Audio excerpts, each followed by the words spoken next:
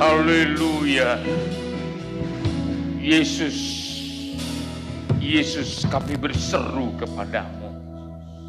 Kami tahu Tuhan, tidak ada yang mampu menolong kami seperti Engkau menjadi penolong dalam hidup kami. Oleh sebab itu Tuhan, berikan kami hati yang terus-menerus mengandalkan Engkau dalam setiap jalan hidup kami. Terima kasih Tuhan. Kalau malam ini Tuhan hentar kami boleh beribadah di tempat ini untuk memuji, memuliakan Tuhan. Kami tahu ini anugerah Tuhan, bukan karena kuat gagah kami, tapi semuanya karena anugerah Tuhan. Oleh sebab itu, dalam anugerah-Mu ini kami membutuhkan firman-Mu. Berikanlah kami firman-Mu yang mendorong kami, yang memberi kami makan rohani dan juga minum minuman rohani, supaya kami bisa kuat bertahan menghadapi situasi zaman akhir ini Tuhan. Oleh sebab itu pakai hamba-Mu menjadi saluran berkat. Dan kalau ada kuasa-kuasa yang lain yang mau mencoba kami, menghalangi kami tolak, patahkan semua dalam nama Yesus. Oleh darah Yesus ada kemenangan. Terima kasih Tuhan. Kami siap untuk mendengar dengan baik. Dalam nama Tuhan Yesus Kristus, Kepala Gereja kami bersyukur dan berdoa. Bersama kita katakan amin. Silakan duduk Bapak Ibu saudara-saudaraku yang kekasih. Saya mengucapkan selamat malam.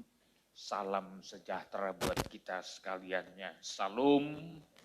Shalom.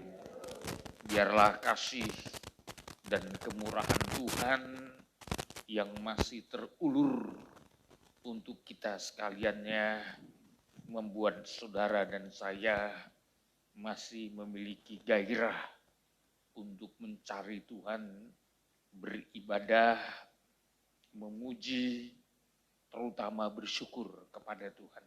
Ya, karena ya dalam perjalanan hidup kita ini, ya satu hal tanda bahwa kita berkemenangan, kita selalu mengucap syukur kepada Tuhan dalam segala keadaan kita, dalam semua yang terjadi dalam kehidupan kita. Saya masih tekankan, ya, kenapa Abraham Tuhan siapkan menjadi bangsa yang besar, diberkati dan menjadi berkat. Berkali-kali saya katakan, karena Tuhan ingin menyelamatkan, ya, ingin menyelamatkan manusia yang sudah jatuh di dalam dosa, ya, supaya kembali, ya, kepada rencana yang semula yang Tuhan telah peruntukkan untuk hidup manusia. Maka saudara, ini bentuk usahanya Tuhan, ya. Tidak pernah manusia, ya, lewat usahanya dapat menyelamatkan dirinya sendiri. Kalau bukan karena Tuhan yang berusaha untuk menyelamatkan kita. Bahkan kitab Roma berkata tidak seorang pun yang mencari Tuhan. Ya. Kalau saudara bisa hadir beribadah, memuji, bersyukur kepada Tuhan dan mendengar firman, saya mau katakan ini bukan hasil usaha kita. Ya. Ini bukan karena kita. Ya. Tapi Tuhanlah yang menarik kita. Seperti kehidupan Abraham. Ya, saudara, kenapa Abraham disiapkan menjadi bangsa yang besar dan menjadi bangsa yang masyhur? dan menjadi bangsa yang diberkati dan akan menjadi berkat. Ya. Tadi malam saya katakan karena firman yang menentukan hidupnya. Firmanlah yang menentukan. Ya. Semua kehidupan yang ditentukan Tuhan lewat firman. Inilah yang akan berhasil sesuai dengan kehendak Tuhan. Dan menurut firman, Abraham harus menjadi bangsa yang besar. Ya. Dan menurut firman Tuhan, Abraham menjadi bapa orang percaya. Dan menurut firman Tuhan, melalui keturunan Abrahamlah Mesias akan datang ke dunia sebagai juru selamat manusia. Saudara, Tuhan sudah mengatur sampai garis keturunan siapa yang layak melahirkan Mesias datang ke dunia ini. Ya. Sudah ditentukan oleh Tuhan lewat firman-Nya. Dan kita telah belajar tentang kehidupan Abraham. Tuhan sudah menentukan bahwa Abraham dengan keturunannya Tuhan siapkan milik pusaka. Ya. Milik pusaka. Ya. Yang akan menjadi tempat kehidupan mereka untuk diberkati dan menjadi berkat. Maka saya sudah membagi 3 bagian penting di dalam kehidupan keturunan Abraham. Ya.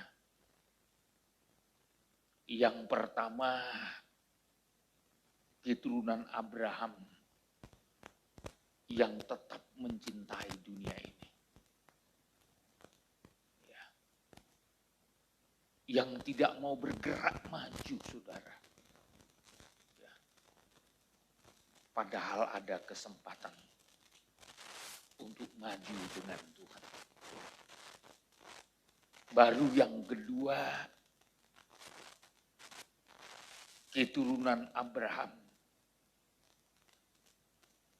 yang masuk ke tanah Kanaan dan mendapatkan milik pusaka yang dibagi-bagi untuk mereka sesuai dengan jumlah mereka. Makin banyak bagian mereka. Ya. Itu ditulis dalam kitab Bilangan pasal 26. Ya. Coba ayat 54 dulu. Ya. Dari ayat 52 saja biar lebih mantap. Ayat 52. Ya. Tuhan berfirman kepada Musa, kepada suku-suku itulah harus dibagikan tanah itu menjadi milik pusaka menurut nama-nama yang dicatat. Iya. Jadi yang bisa dapat milik pusaka yang tercatat, saudara. Ya. Maka saudara, ini adalah gambar bayang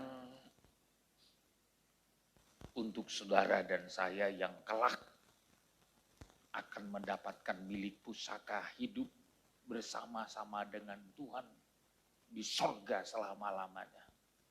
Ya. Syarat mutlak harus memiliki nama-nama yang dicatat. Ya. atau nama kita terdaftar di sorga. Ya. Di luar yang tidak terdaftar itu tidak mendapatkan milik pusaka. Ya. Maka saya selalu katakan kenapa penting sekali nama kita terdaftar. Ya. Supaya nama kita terdaftar. Ya. Maka syarat mutlak pertama kali kita harus dilahirkan kembali.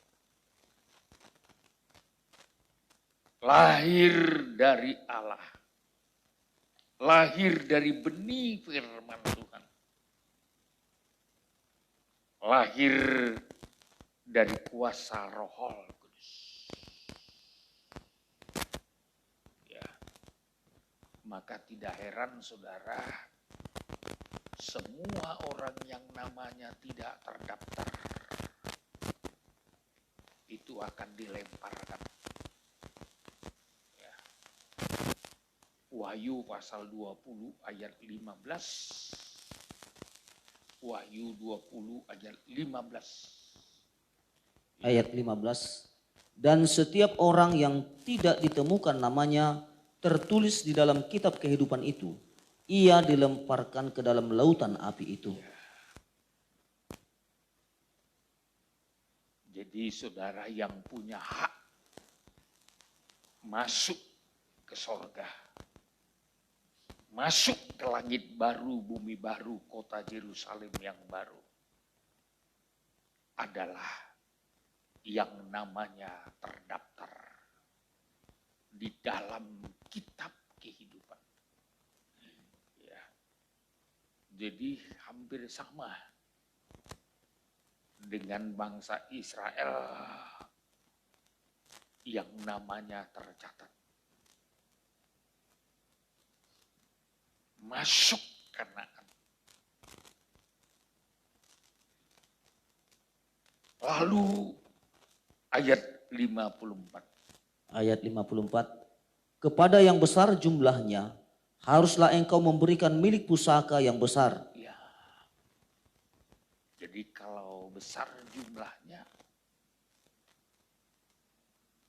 Tuhan memerintahkan mereka harus mendapatkan yang besar. Ya. Terus Dan kepada yang kecil jumlahnya, haruslah engkau memberikan milik pusaka yang kecil. iya, terus Kepada setiap suku sesuai dengan jumlah orang-orangnya yang dicatat, haruslah diberikan milik pusaka. di saudara, Tuhan itu memberi sesuai dengan porsi.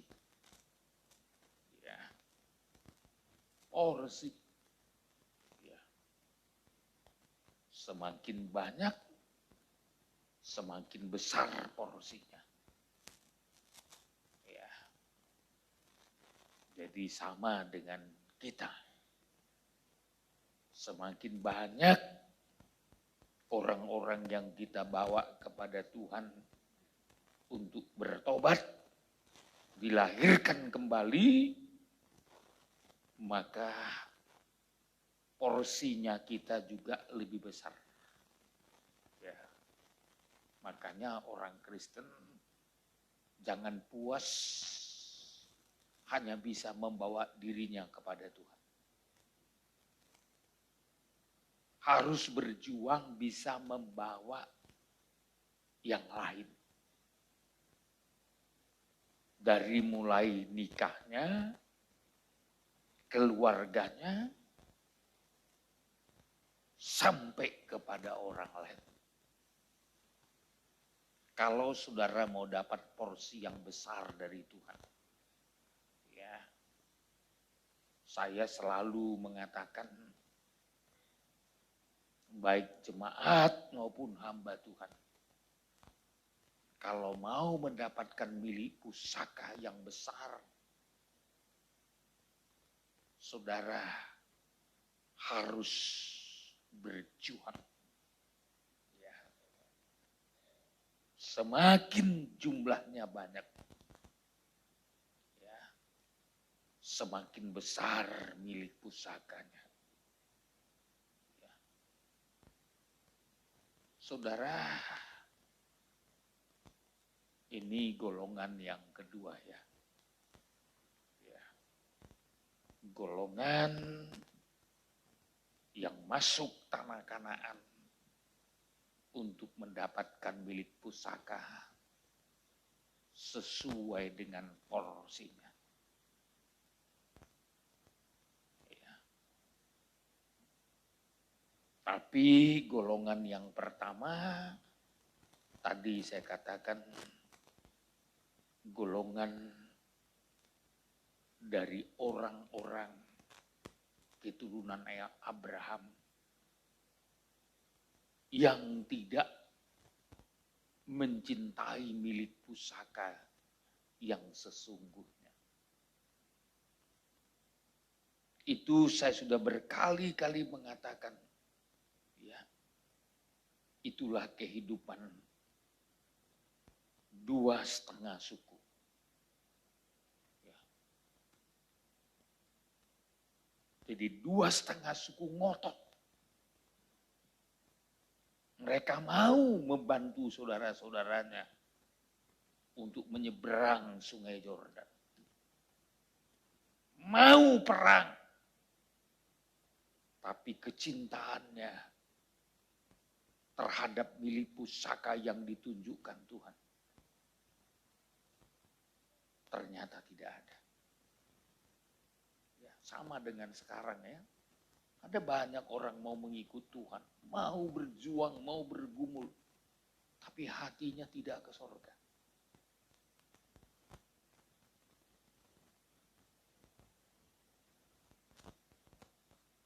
Keterikatan hatinya lebih cenderung mencintai dunia.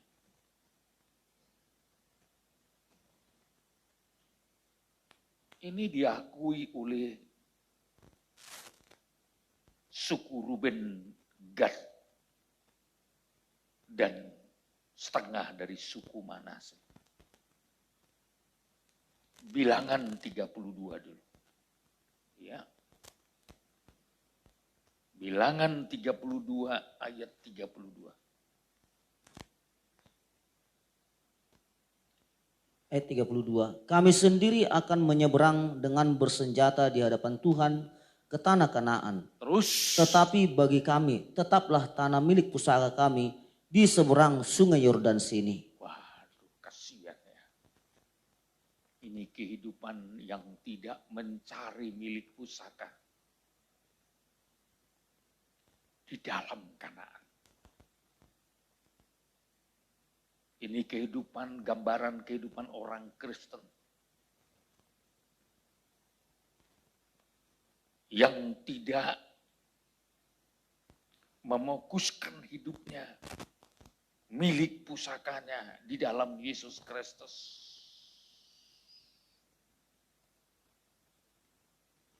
Puncaknya adalah di sorga.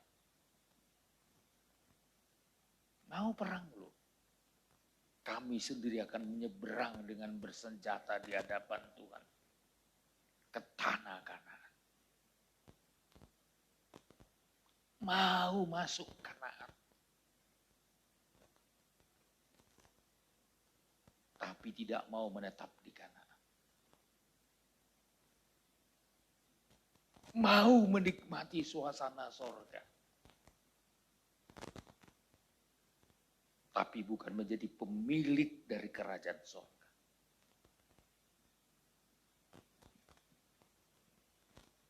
Ini paling memprihatinkan. Mau loh. Ya. Berjuang, mau berjuang. Tapi perjuangannya bukan untuk menduduki tanah Kanaan.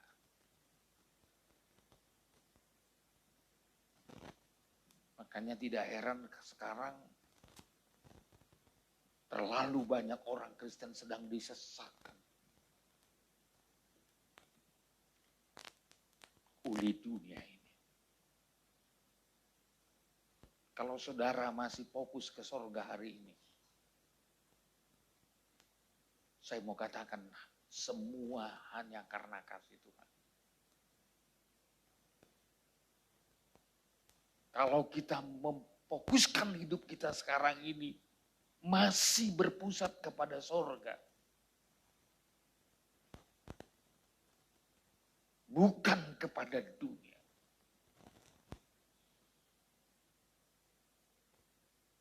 Saya mau katakan, itu semua karena kasih Tuhan.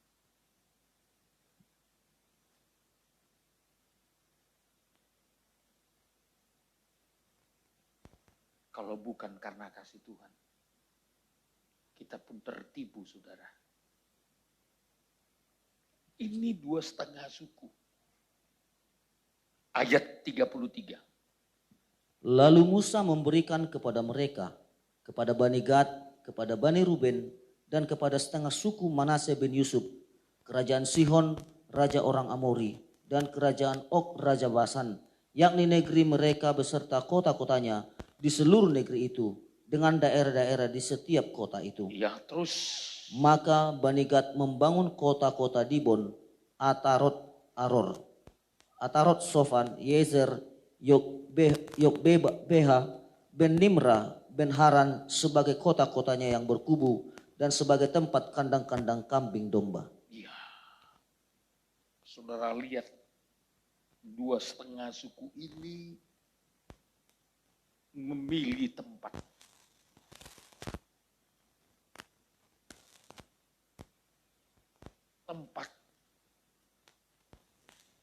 Kalau saya mau katakan bukan ini yang ditunjukkan Tuhan dulu. Kanaan.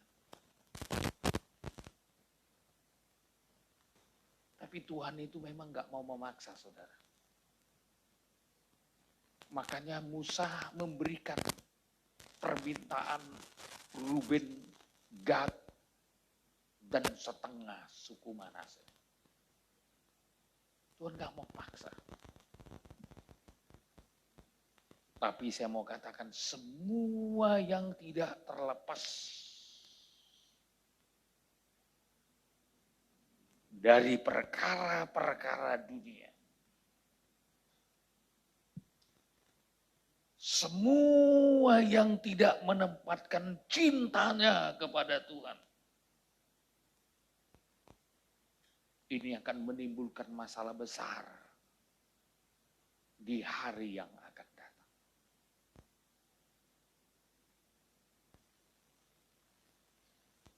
Saudara, memang mayoritas karakter bangsa Israel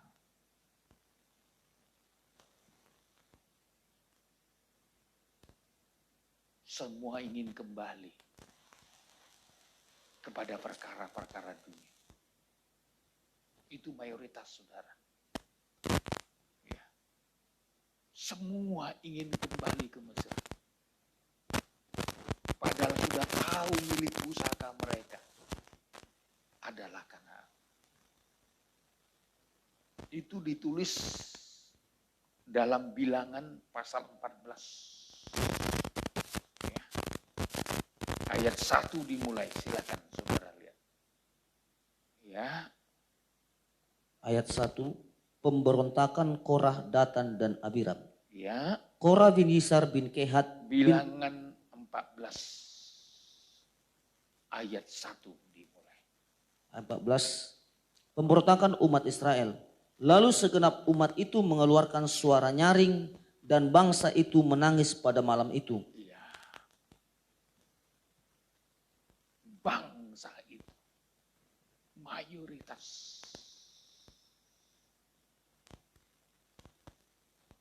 Jadi kalau saudara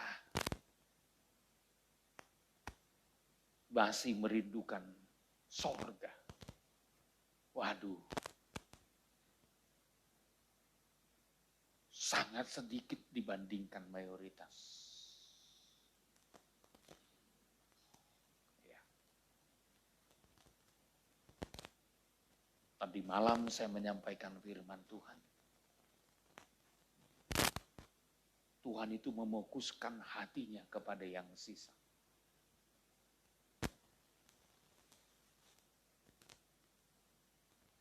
sisa.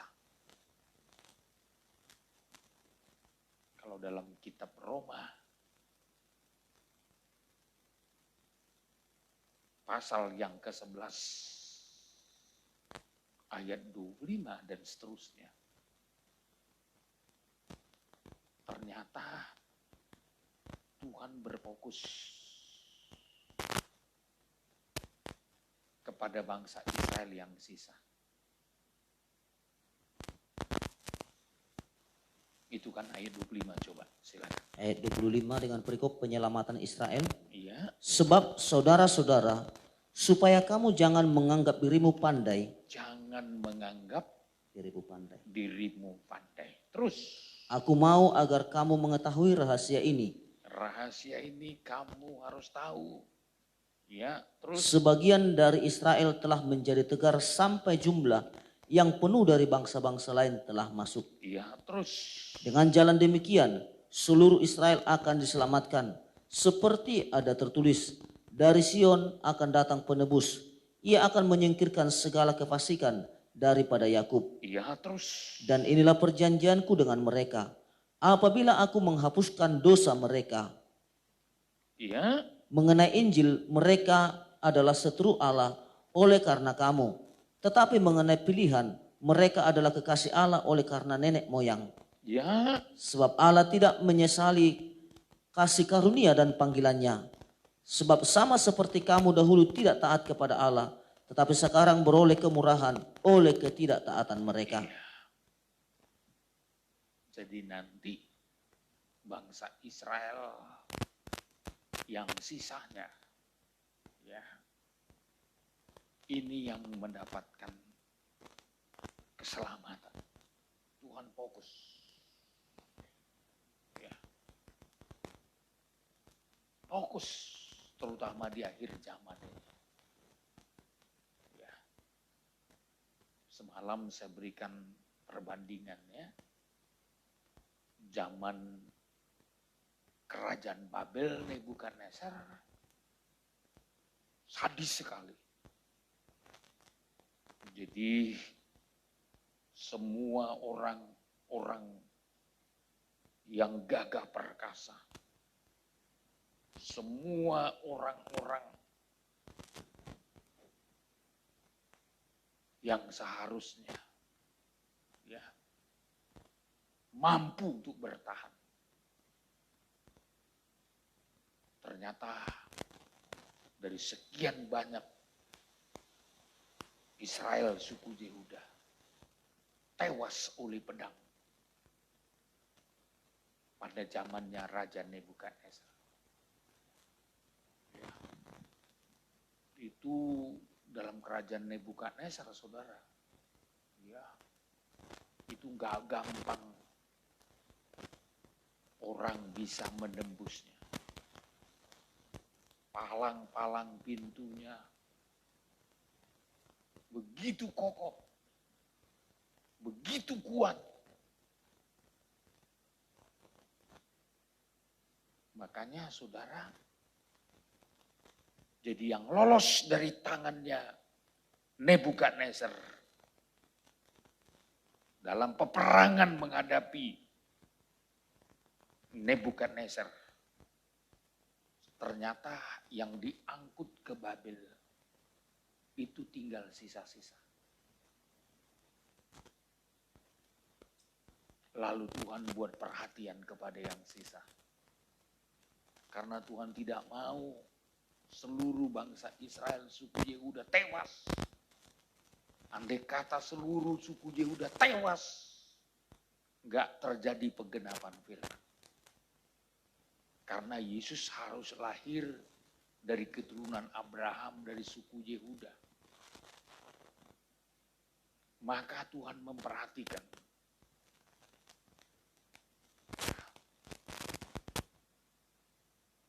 Dan Babel harus dikalahkan untuk melepaskan bangsa Israel, suku Yehuda, dari tangan Nebukadnezar. Kenapa, saudara? Karena Tuhan sangat merindukan.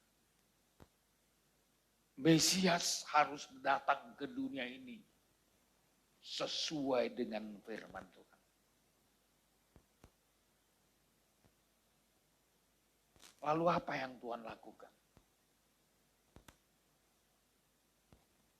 Tuhan memanggil seorang raja.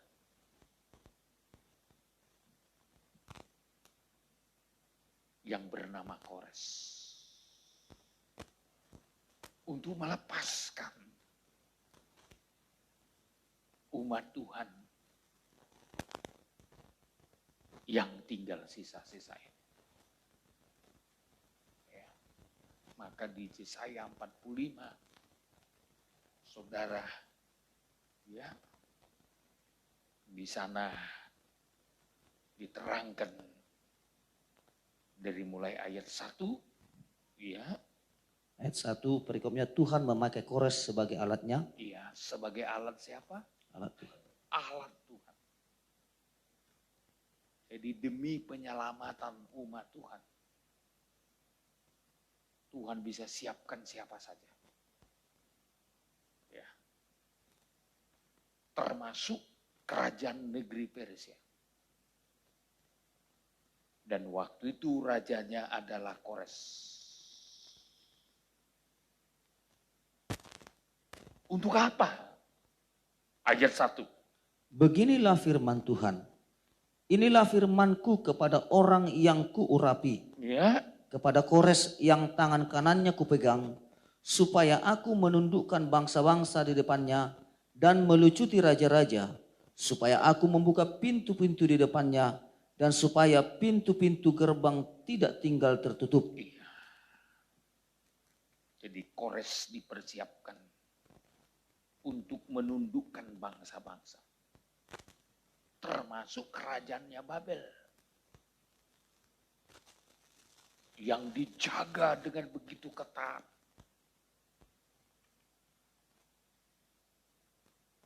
Yang pintu-pintu di depannya, pintu gerbangnya selalu tertutup.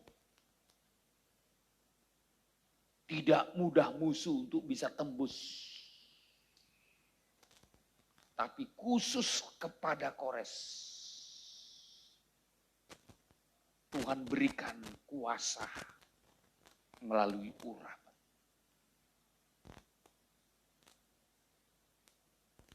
Supaya apa, saudara? Ya, supaya bangsa Israel, suku Yehuda, bisa dilepaskan dari Babel. Maka nanti saudaraku, setelah bangsa Israel diangkut ke Babel, mereka kan jadi budak di sana. Ya. Stop semua. Tidak usahkan ibadah. Alat-alat ibadah pun habis diangkut.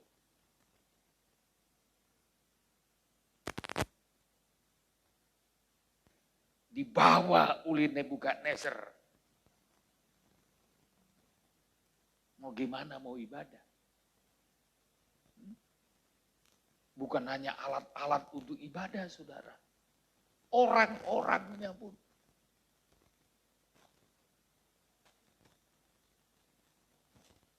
Orang Lewinya, pemuka-pemukanya, semua ditawan di Babel.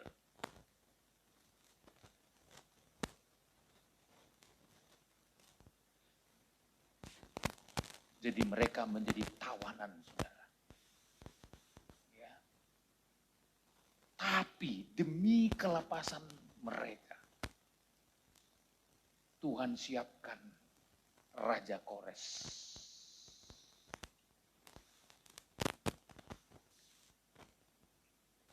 Ayat 4. Ayat 4. Iya.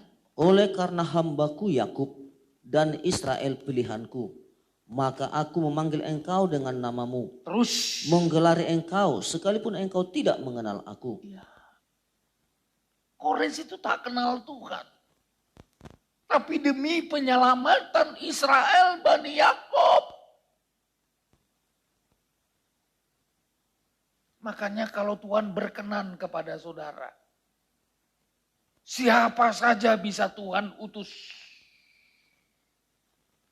Kalau Tuhan berkenan untuk hidupmu, kalau Tuhan berkenan untuk ibadahmu, kalau Tuhan berkenan untuk usahamu, siapa aja bisa Tuhan buat menjadi sponsormu.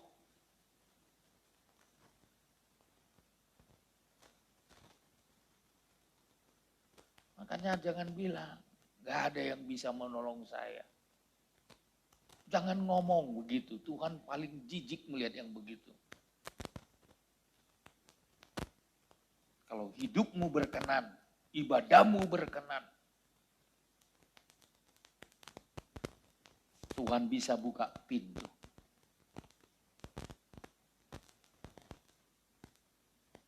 Tuhan bisa buka jalan. Ini kan kepada Kores.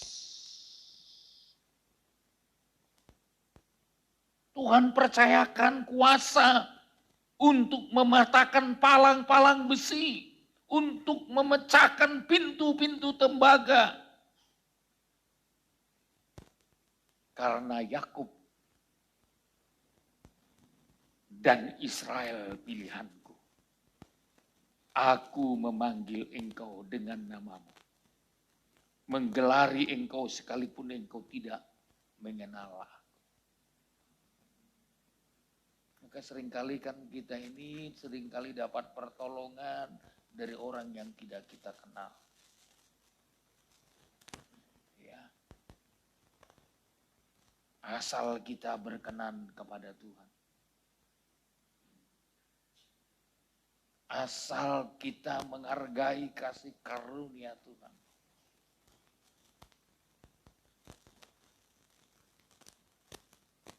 Tuhan bisa buka jalan.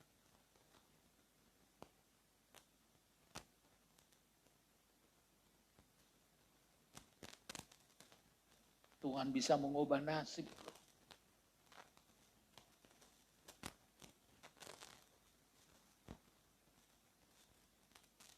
Siapa yang bisa mengubah nasib saudara?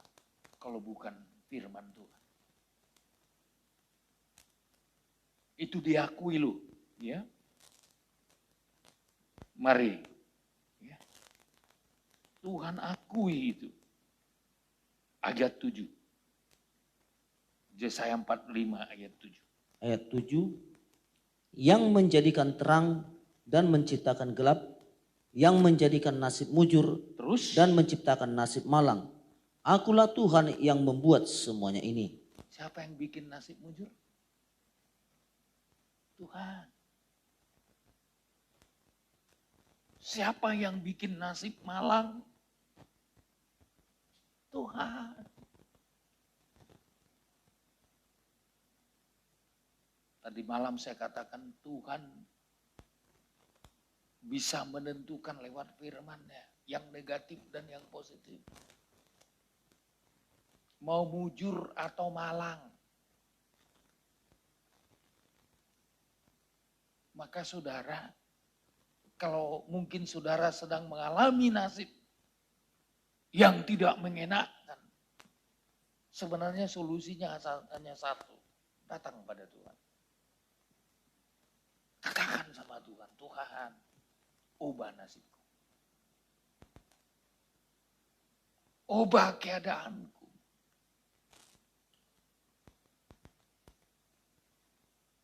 Ubah jalan hidupku.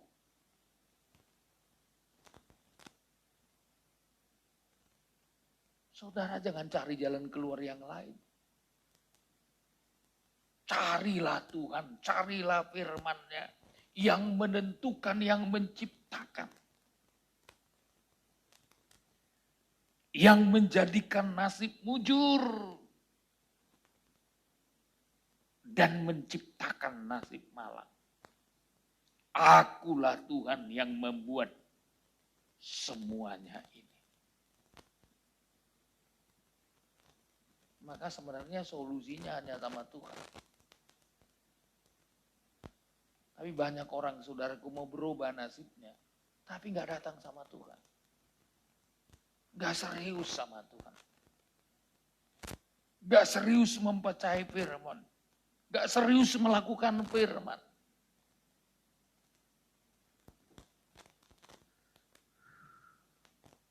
Padahal kuncinya adalah pada Tuhan. Pada Tuhan loh.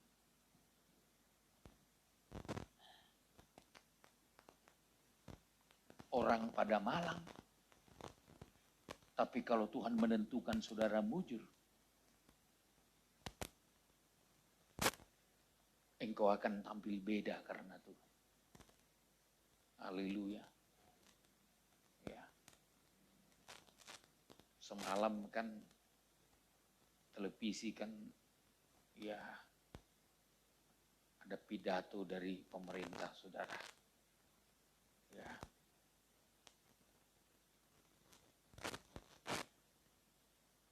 Tentang hancurnya industri garment. Salah satu yang dibahas, saudara, karena impor barang bekas. Ya. Jadi kalau udah begini kan berarti segera akan tutup impor barang bekas second, saudara. Sementara jemaat kita sekian persen kerjanya di bidang itu. Ya, ini kan kalau nggak betul-betul bersandar sama Tuhan kan langsung khawatir. Ya.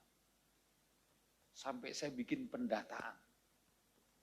Berapa persen jemaat kita yang jualan barang-barang tersebut. Ya. Dan saya bikin grafiknya. Berapa persen di luar itu, terutama yang di pasar pagi, yang kerjanya jual sayur, jual bumbu, jual ini, sampai sama Ibu Gembala kami bikin grafiknya, walaupun tidak tertulis. Ya, punya hitung ternyata yang jual sayur, jual bumbu masih lebih banyak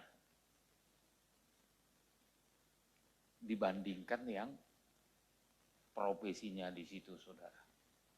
Ya. Tapi saya melihat, saudara,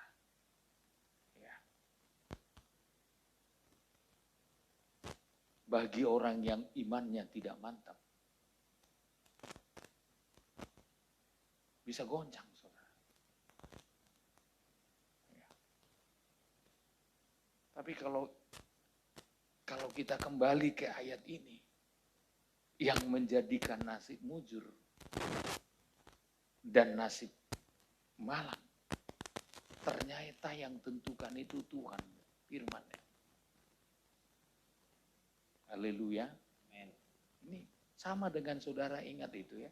Saudara masih bisa jualan di apa ini?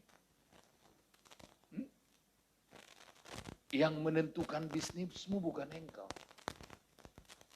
Sang Pencipta. Yang mengizinkan saudara mendapat keuntungan bukan karena kuat dan gagah saudara.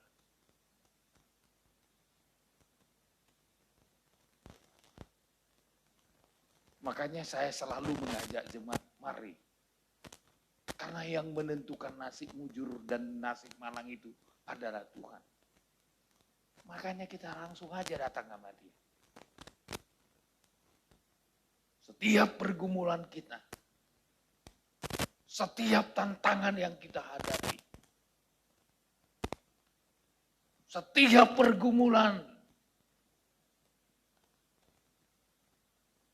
kiranya kita beri kesempatan bagi Tuhan memberikan nasib yang mujur.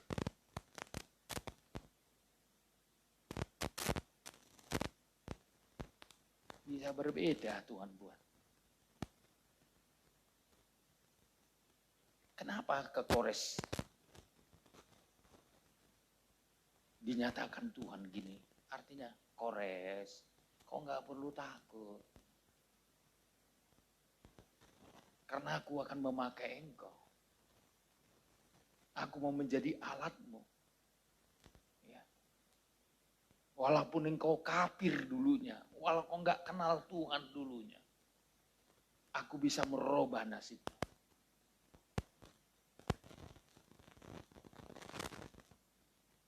Coba kita lihat dulu. Ya. Apa saja yang dipersiapkan Tuhan untuk Kores. Ayat 5, turun ke ayat 5. Ayat 5. Akulah Tuhan dan tidak ada yang lain. Kecuali aku tidak ada Allah. Terus? Aku telah mempersenjatai engkau, sekalipun engkau tidak mengenal aku. Ya, dilengkapi sama Tuhan.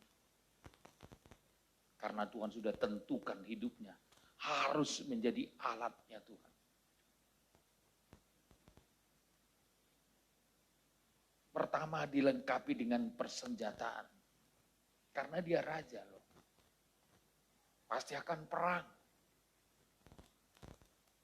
Pasti akan berhadapan dengan musuh.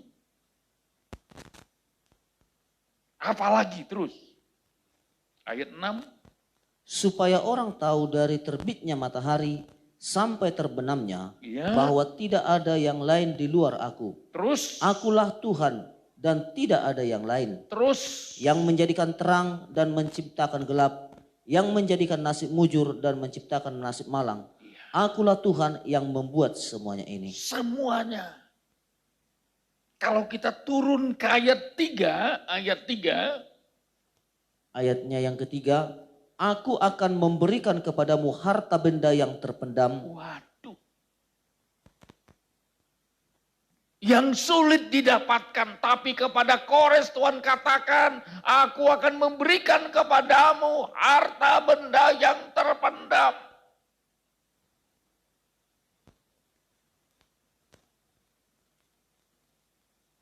Sulit cari uang, sulit berusaha. Tapi kalau Tuhan tentukan hidup saudara untuk menjadi alat, menjadi berkat, lain ceritanya.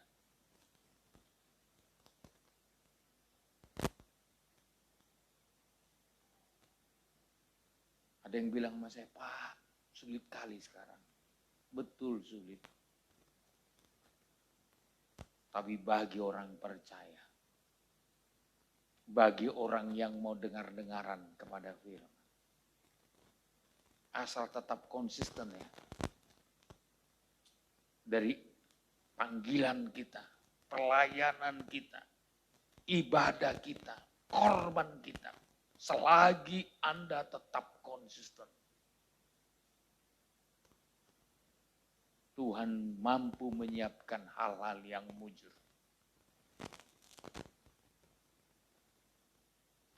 Saya sampai tanya jemaat, apakah Bapak dan Ibu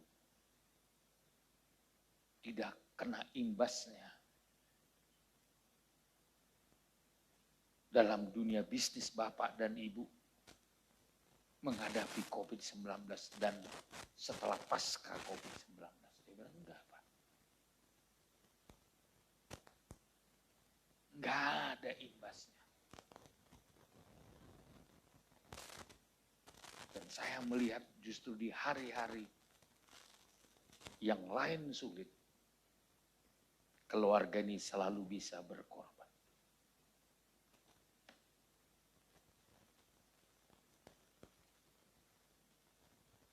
Bagaimana caranya? Tuhan buka jalan. Tuhan buat pembeli dari tempat lain. Yang tidak pernah diduga. Apakah yang lain tidak punya bisnis seperti itu?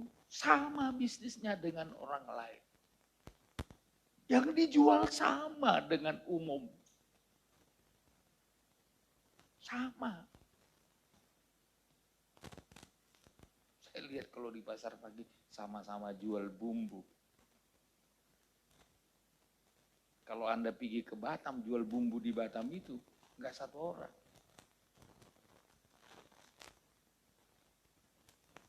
Sama.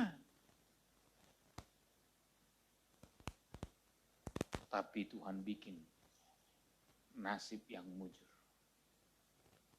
Berbeda. Kenapa?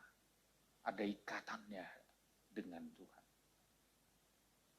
Ada ikatannya dengan ibadah. Ada ikatannya dengan pelayan. Sama loh. Produk yang dijual sama.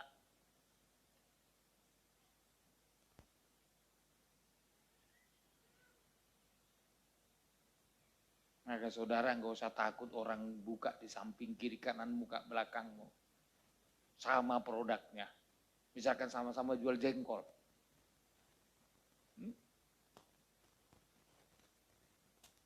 Tapi yang menentukan nasibmu mujur atau tidak adalah Tuhan. Haleluya. Aminkan dulu. Amin. Biar saudara yakin betul setiap kali saudara membuka usahamu di dalam doa katakan Tuhan, buat aku perbedaan. Hari ini, pagi ini, buat aku berbeda dengan yang lain.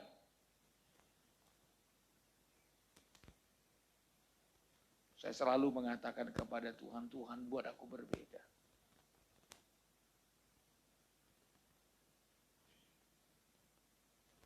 Buat aku istimewa di hadapan.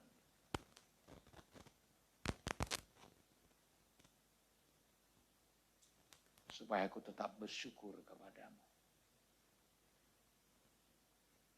Engkau yang menentukan. Aku akan memberikan kepadamu harta yang terpendam. Dan harta kekayaan yang tersembunyi. Ini semua susah dicari nih loh. Namanya tersembunyi. Susah orang melihatnya. Tapi bagi saudara, Anda bisa melihatnya dengan mata rohanimu. Oh, ini alat Tuhan memberkati.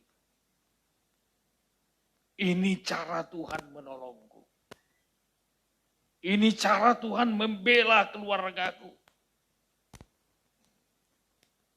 Kenapa Tuhan tunjukkan ini kepada Kores? Dan memberikannya kepada Kores.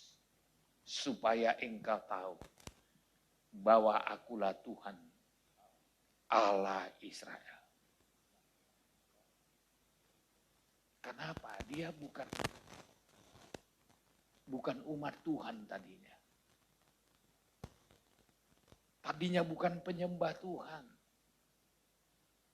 Tapi karena Tuhan mau mempersiapkan hidupnya.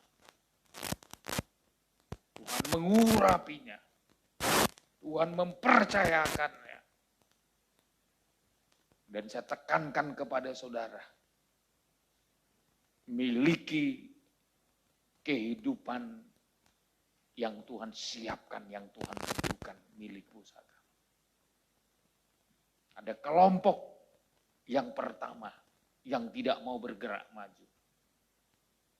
Ada kelompok yang kedua yang mau bergerak maju. Dan ada kelompok yang ketiga. Kelompok yang tidak mendapatkan milik pusaka tanah di Israel. Itulah suku Lewi. Ya. Itulah suku Lewi, saudara. Ya. Tapi ingat saudaraku, suku Lewi adalah mewakili pelayan-pelayan Tuhan. Income-nya tidak ada dari yang lain. Tapi lihat nasibnya. Bilangan 18 ayat 21. Ayat 21. Bilangan 18 ayat 21. Ya. Mengenai Bani Lewi, sesungguhnya aku berikan kepada mereka segala persembahan persepuluhan di antara orang Israel sebagai milik pusakanya Terus untuk membalas pekerjaan yang dilakukan mereka, pekerjaan pada kemah pertemuan. kalau kita turun ayat 20. Ayat 20, dan bagaimana tanah itu, apakah gemuk atau kurus? Ayat 20, bilangan 18. Tuhan berfirman kepada Harun, di negeri mereka engkau tidak akan mendapat milik pusaka dan tidak akan beroleh bagian di tengah-tengah mereka. Akulah bagianmu dan milik pusakamu di tengah-tengah orang Israel. Waduh, saya waktu baca ini kagum sekali saya. Akulah bagianmu dan milik pusakamu di tengah-tengah Israel. Kalau udah ini saudaraku puncaknya. Ya. Tuhan bagiannya. Saya rasa nggak ada tandingannya.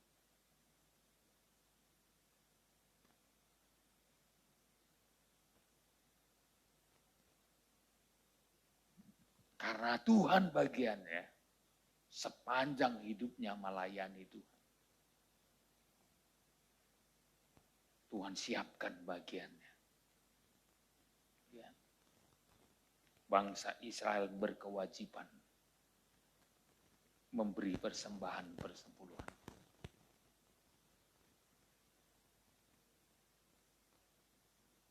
Bagi kehidupan orang yang mau melayani Tuhan.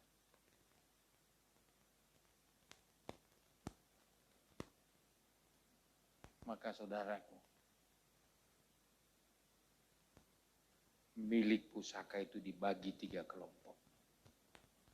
Kelompok yang pertama memilih sebelum seberang sungai Jordan. Ini menggambarkan memilih dekat dengan perkara dunia.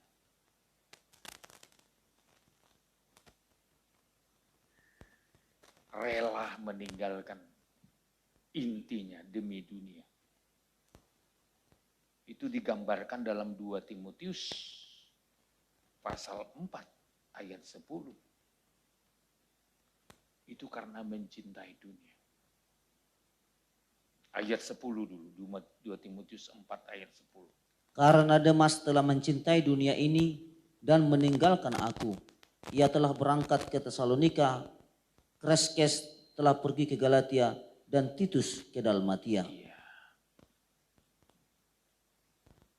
Telah mencintai dunia. Saudara, sebenarnya mereka masih mau berperang. Masih mau ikut ke Kanaan. Tapi lebih cinta seberang sungai Jordan. Akhirnya apa? Mereka jauh dari Yerusalem.